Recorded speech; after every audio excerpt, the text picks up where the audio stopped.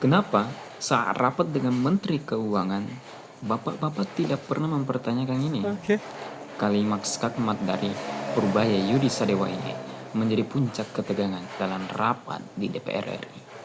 Beliau mengungkapkan fakta mengejutkan tentang uang ratusan triliun yang mengendap di bank sentral, sementara rakyat di bawah kesulitan likuiditas. Mari kita bedah tuntas poin-poin penting dari kritik pedas yang berbasis data ini. Tonton sampai habis untuk tahu kenapa mesin ekonomi kita sedang pincang dan apa solusinya ke depan. Purbaya Prime, mari kita saksikan dan dengarkan bersama-sama. Terima kasih, silakan dijawab, Pak. Terima kasih Pak Ketua. Assalamualaikum warahmatullahi wabarakatuh. Jadi tadi saya nggak mau jadi koboi, sekarang saya dipakai jadi koboi lagi rupanya. Tapi nanti begini, kalau ada kesalahan saya mohon maaf sebelumnya. Nggak selip, tapi betul, tapi gini. Mungkin beberapa kalangan akan tersinggung dan saya minta maaf kalau ada yang tersinggung. Tapi ini untuk langkah untuk memperbaiki ekonomi kita seperti apa. Jadi saya juga tadi berpikir kok saya baca pidato aja ini, saya baca, dia baca, dia baca, dia baca. Ini perlombaan membaca kelihatannya. Mungkin salah saya di bawah rankingnya. Tapi kalau emang ditanya program apa yang saya akan buat, kenapa Pak Presiden Prabowo mau menunjuk saya? Apa dia salah tunjuk? Mungkin enggak. Jadi begini, saya ekonom sudah cukup lama. Tahun 2000 jadi ekonom, pulang sekolah, langsung kerja di financial sector. Kemudian 2002 langsung membantu tim think tanknya Pak SBY di Brighton Institute. Sering memberi masukan. 2010 staf khususnya Pak Hatta Rajasa. 2015 masuk ke KSP, membantu Pak Lut, dan memberi masukan ke Pak Jokowi juga ketika sedang susah. Jadi bagaimana manage ekonomi itu bukan barang baru untuk saya. Ini jangan bilang sombong ya. Tapi kan Anda mesti tahu, saya harus meyakinkan bapak-bapak kan. Jadi saya berangkat belajar sebelum krisis 95. Tujuannya saya pikir oke, mungkin saya bisa membantu ekonomi. Tapi sebelum sekolah selesai 1998 krisis, pulang negara udah berantakan pada waktu itu ya. 2000 pertumbuhan mendekati 0, 2001 rendah kan. Habis itu kita bantu ke sana dan waktu itu Pak SBY bisa meningkatkan pertumbuhan sampai mendekati 6% kan. Terus diganti Pak Jokowi. Pak Jokowi pertumbuhannya sedikit di bawah 5% on average. Jadi saya pelajarin dari krisis 1998, salah kita di mana? Kenapa ketika 97-98 negara yang mulai diserang adalah Thailand, Korea dan lain-lain, kenapa yang paling terpuruk kita? Jadi saya pelajari betul apa yang terjadi waktu itu dan bagaimana cara mengatasi krisis kalau terjadi lagi. Jadi ini boleh teori sedikit ya Mas ya, izin. Silakan Pak, Bapak mau ngomong apa saya kasih kebebasan. Okay. Di buku moneter itu ada pemenang Nobel yang bilang bahwa dia mempelajari krisis tahun 1930 di Amerika. Dia bilang waktu itu krisis, mereka debat bunga di nolin kok masih krisis. Rupanya pada waktu itu walaupun suku bunga rendah, nol, tapi uang, vitamin yang di sistem perekonomian itu negatif. Jadi ekonominya dicekek. Itu sebetulnya yang melandasi teori utama kebijakan moneter. Jadi kalau Anda mau lihat kebijakan moneter, ketat apa longgar, jangan hanya dilihat dari suku bunga. Dia bilang begitu, lihat laju pertumbuhan uang primer, base money. Jadi dampak kebijakan moneter amat signifikan di perekonomian. Tahun 1997, 98, 97, kita melakukan kesalahan yang fatal. Pada waktu itu BI menaikkan bunga sampai 60% lebih karena untuk menjaga rupiah. Semua berpikir kita melakukan kebijakan uang ketat, ya kan?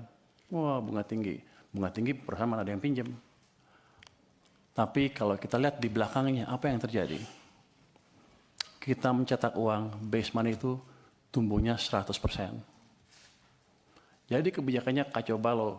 Mau apa? Mau ketat atau mau longgar? Kalau kita melakukan kebijakan kacau, yang keluar adalah setan-setannya dari kebijakan itu. Bunga yang tinggi menghancurkan real sektor, uang yang banyak dipakai untuk menyerang nilai tukar rupiah kita. Jadi kita membiayai kehancuran ekonomi kita pada waktu itu tanpa sadar. Ini bukan karena yang ekonom-ekonom yang dulu bodoh atau gimana, tapi memang kita belum pernah mengalami keadaan seperti itu. Jadi kita belum tahu nyata seperti apa. Dan saya simpulkan kesalahan kita di situ. Jadi pada waktu 2008 ada global financial meltdown, kebijakan kita ubah. Saya bisik-bisik sedikit lah ke think tanknya SBY. Waktu itu mau jatuh ekonominya, ekspansi fiskal di tahun 2009, dan suku bunga diturunkan di bulan Desember 2008 ketika rupiah sedang melemah. Jadi hitungan saya lagi nih, kalau kita menjaga nilai tukar dan lain-lain, ciptakan pertumbuhan ekonomi. Kalau mau ciptakan pertumbuhan ekonomi, jaga kondisi likuiditas di sistem perekonomian. Itu yang terjadi. Saya pikir dengan edukasi tahun 2008-2009 itu, semua orang sudah mengerti kan banyak ekonomi yang lihat. Rupanya lupa terus kita. Kita tuh cepat lupa, makanya ada siklus bisnis ekonomi naik, ekonomi naik, ekonomi turun. Sepertinya setiap 7 tahun kita lupa. Untung saya masih ingat sedikit-sedikit. 2015 ketika Pak Jokowi ngambil pemerintahan, kondisinya sama. Kebijakan sedang ketat. Saya pindah ke KSP untuk memberi masukan langsung pada waktu itu supaya kebijakannya dirubah. Dan itu kebijakannya dirubah dan kita selamat. Itu jadi pembalikan ekonomi Indonesia bukan terjadi otomatis. Semua karena intervensi kebijakan. Kebetulan Pak Jokowi cukup cepat mengambil langkah. 2020-2021 sama. Pada waktu COVID, semua nyalahin COVID akan menghancurkan ekonomi Indonesia katanya. Bank-bank mulai hampir berguguran. Saya waktu sedang di maritim, asik mancing lah. Saya pikir ngapain mikirin ekonomi lagi, udah pada jago di perekonomian kan. Tapi setelah kita lihat, base money pertumbuhannya berapa di situ? Di bulan Maret 2000, pertumbuhannya minus 15,3%. Minus, artinya ekonomi sedang dicekek padahal bunganya diturunkan. Ini salah kebijakan kita lagi. Jadi ekonominya turun, hampir hancur. Saya dipanggil ke istana, gimana? Ya udah Pak, dibalikin lagi aja. Gimana caranya? Ya udah, BI suruh kurangin penyerapannya ke sistem. Siapa lagi? Tambah uang ke sistem dari sisi fiskal juga Pak. Gimana caranya? Bapak punya uang kebanyakan di Bank Sentral. Waktu itu ada 500 triliun, 529 triliun. Balikin ke sistem. Di bulan Maret 2021, Mei 2021, dipindahkan uang sebesar 300 triliun dari BI ke sistem perbankan. Laju pertumbuhan uang naik lagi dari minus ke double digit 11, terus dijaga oleh Bank Sentral juga di atas 20%. Itu yang menyelamatkan ekonomi kita. Nah, saya pikir juga dengan pelajaran sepanjang itu kan, ya udah jago semua lah, ya udah kita santai aja. Gara-gara itu saya ngebantu sektor finansial pada waktu itu, saya dilempar ke LPS dengan tugas jaga stabilitas di sana. Saya hanya bisa jaga stabilitas. Kita selalu pro pertumbuhannya. Jadi ketika even Bank Sentral naikin bunga, LPS naiknya lambat sekali untuk menjaga supaya ekonominya nggak tumbuh terlalu lambat. Tapi kan instrumennya saya bilang tadi, bunga hanya salah satu. Uangnya seperti apa? Nah, Rupanya sejak bulan 2023 bulan pertengahan itu, uang diserap secara bertahap terus ke bawah sampai pertumbuhannya nol menjelang second half 2024. Jadi itu yang Anda rasakan di ekonomi, melambat dengan signifikan, real sector susah, semuanya susah. Maksudnya keluar tagline Indonesia apa? Gelap, Indonesia apa? Kita semua menunjuk ke ini gara-gara global. Padahal ada kebijakan dalam negeri yang salah juga, yang utamanya mengganggu kita karena 90% perekonomian kita didrive oleh domestic demand. Masuki 2025, Januari, Februari, Maret, April, membaik semuanya tiba-tiba, saya pikir udah insaf nih. Pertumbuhan uang sempat mencapai 7% di bulan April. Makanya ketika saya rasakan di bulan April, saya bilang, kita sudah keluar dari krisis, Indonesia akan cerah. Yang saya nggak tahu, Mei jatuh lagi, Juni jatuh, Juli jatuh, Agustus jatuh, ke 0%. Jadi periode perlambatan ekonomi yang 2024 gara-gara uang ketat tadi dipulihkan sedikit, belum pulih penuh, direm lagi ekonominya. Itu dari sisi fiskal dan moneter. BI kita, nggak tahu nih pada marah sama saya nggak habis ini. Nanti tetap traktir ya. Pemerintah karena terlambat membelanjakan anggaran, membelanjakan APBN ya, uangnya kan dari bank sentral. Beliau rajin narik pajak, nggak apa-apa, masuk ke bank sentral. Kalau dibelanjain lagi nggak apa-apa, tapi ini kan nggak, ditaruh sana santai-santai, kering sistemnya. Bank sentral kita juga sama, katanya saya nanti kan penguasa ya, katanya punya apa di KSSK boleh menggayat sedikit kan ya, jadi saya berani ngomong sedikit sekarang. Dulu saya nggak berani karena saya di LPS, wewenang saya nggak sampai sana. Jadi dua sisi mengetatkan kebijakan kita. Bank naruh uangnya di bank, padahal uang kita banyak. BI menyerah sampai 800 triliun. Pemerintah pada satu titik sampai 500 triliun sampai lebih di bank sentral, sistem kekeringan. Yang Bapak-Bapak rasakan adalah yang kemarin demo itu karena tekanan berkepanjangan di ekonomi karena kesalahan kebijakan fiskal dan moneter sendiri yang sebetulnya kita kuasain. Yang jadi pertanyaan saya kan, di sini Komisi 11 rapatnya dengan Menteri Keuangan berapa ratus hari dalam setahun. Kenapa tidak pernah mempertanyakan itu? Dan sekarang saya datang ke sini tiba-tiba, udah semuanya pertanyaan banyak sekali yang harusnya sudah putus pada waktu itu. Tapi nggak apa-apa. Jadi ke depan yang saya lakukan adalah memperbaiki itu sebelum merubah yang lain-lain. Struktural lain kita bisa rubah, tapi quick win-nya di situ. Saya akan balik kondisi yang memburuk karena langkah kita sendiri.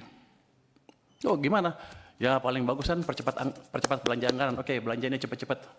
Tapi yang kita tahu, itu nggak semudah membalik tangan. Saya pernah tanya Pak Jokowi dulu waktu saya di sana, Pak balikin uangnya ke sistem. Loh apa bedanya? Kan nggak bisa belanja juga. Pak, kalau uang Bapak ditaruh di BI, dosa Bapak dua. Satu, Bapak nggak bangun ekonominya. Yang kedua, sistem kering, nggak bisa bangun juga. Jadi kalau balikin ke sistem perekonomian, ke bank, himbara misalnya, dosa Bapak tinggal satu, yaitu satu yang nggak bangun aja, tapi ekonominya bisa jalan. Kalau itu yang dimanfaatkan adalah real sector. Saya ingin tunjukkan lagi ya, kenapa zaman tadi udah cerita belum ya, zaman Pak SBY tumbuh 6%, zaman Jokowi rata-rata 5% apa di bawah. Pak SBY yang Pak Jokowi ya. Kalau Anda lihat di pertumbuhan uang M0-nya, base money, teori dasar moneter itu, di zaman Pak SBY rata-rata tumbuh 17% lebih. Akibatnya uang di sistem cukup, kredit tumbuh berapa? 22%. Jadi pada waktu zaman Pak SBY, walaupun dia nggak bangun infrastruktur habis-habisan, private sector yang hidup, yang menjalankan ekonomi. Itu berhubungan juga dengan rasio tax. Ketika tax private sector yang jalan, dia akan lebih banyak bayar pajak dibanding pemerintah. Tax ratio kita tumbuh 0,5% lebih tinggi dibanding ketika zaman Pak Jokowi. Pada zaman Pak Jokowi, uang tumbuh hanya sekitar 7% M0-nya. Bahkan di titik-titik itu sepanjang tahun, 2 tahun terakhir sebelum krisis, itu tumbuhnya 0%. Memang ekonomi sedang dicekek. Cuman saya nggak tahu waktu itu karena saya di maritim. Jadi begitu 2020 saya diminta bantu, saya kaget. Pak, kenapa begini Pak? Bapak bangun apa-apa mati-mati pun nggak bisa. Karena mesin ekonomi kita pincang. Hanya pemerintah yang jalan, sedangkan yang tadi 90% berhenti atau diperlambat.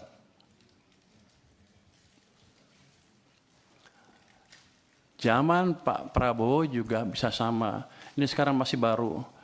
Kalau pemerintahnya masih lambat belanjanya dan mencekik perekonomian juga dari sisi lain, dan moneternya juga sama, maka akan lebih buruk dibanding yang 2 zaman sebelumnya.